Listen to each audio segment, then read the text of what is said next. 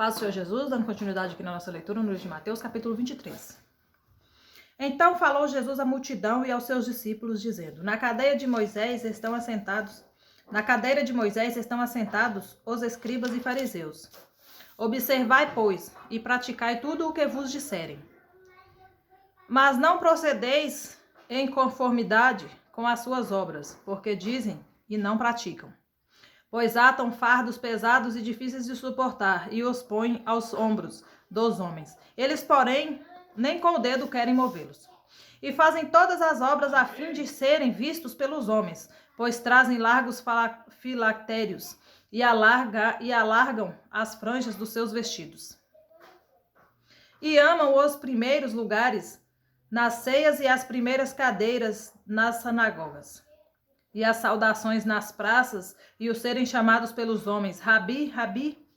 Vós, porém, não querais ser chamados Rabi, porque um só é o vosso mestre, a saber, o Cristo, e todos vós sois irmãos.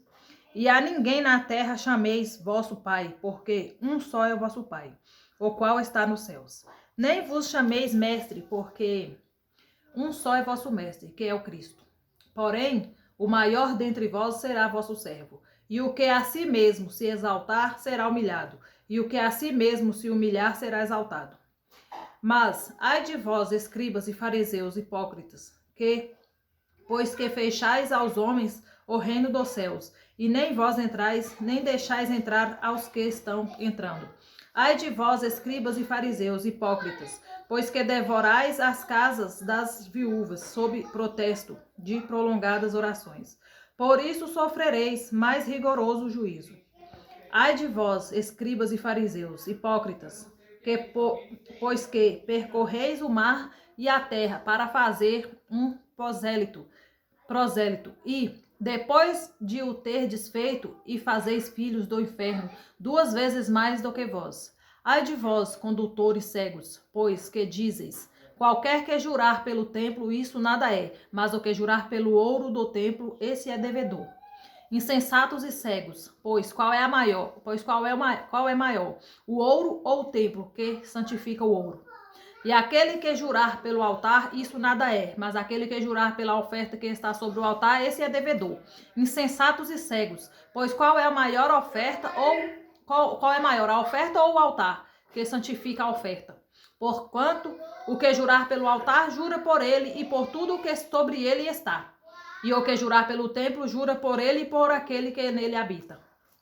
E o que jurar pelo céu, jura pelo trono de Deus e por aquele que está sentado nele. Ai de vós, escribas e fariseus hipócritas, que dizimais da hortelã, do endro e do cominho, e desprezais o mais importante da lei, o juízo, a misericórdia e a fé. Deveis, porém, fazer estas coisas e não omitir aquelas. Condutores cegos, que coais um mosquito e engolis um camelo. Ai de vós, escribas e fariseus hipócritas, pois que limpais o exterior do copo e do prato, mas o interior está cheio de rapina e de iniquidade. Fariseu cego, limpa primeiro o interior do copo e do prato, para que também o exterior fique limpo. Ai de vós, escribas e fariseus hipócritas, pois que sois semelhantes aos sepulcros caiados, que por fora realmente parecem formosos, mas interiormente estão cheios de ossos e de mortos e de toda imundícia. Assim também vós exteriormente pareceis justos aos homens, mas interior estáis cheios de hipocrisia e iniquidade. Ai de vós, escribas e fariseus hipócritas, pois que edificais os sepulcros dos profetas e adornais os monumentos dos justos. E dizeis: se estivéssemos no tempo de nossos pais, nunca nos associaríamos com eles para derramar o sangue dos profetas. Assim vós mesmos testificais que sois filhos dos que mataram os profetas. Enchei vós, pois, a medida de vossos pais, serpentes, raça de víboras. Como escapareis da condenação do inferno? Portanto, eis que vos envio profetas, sábios e escribas, e a um deles matareis, e crucificareis, e a outros deles açoitareis nas vossas sinagogas, e os perseguireis na cidade, de cidade em cidade, para que sobre vós caia todo o sangue justo que foi derramado sobre a terra, desde o sangue de Abel, o justo, até o sangue de Zacarias, filho de Baraquias, que mataste entre o santuário e o altar. Em verdade eu vos digo que todas estas coisas hão de vir sobre esta geração. Jerusalém, Jerusalém, que matas os profetas e apedrejas os que te são enviados. Quantas vezes quis eu ajuntar os teus filhos, como a galinha ajunta os teus pintos debaixo das asas, e tu não quiseste. Eis que a vossa casa vai ficar-vos deserta.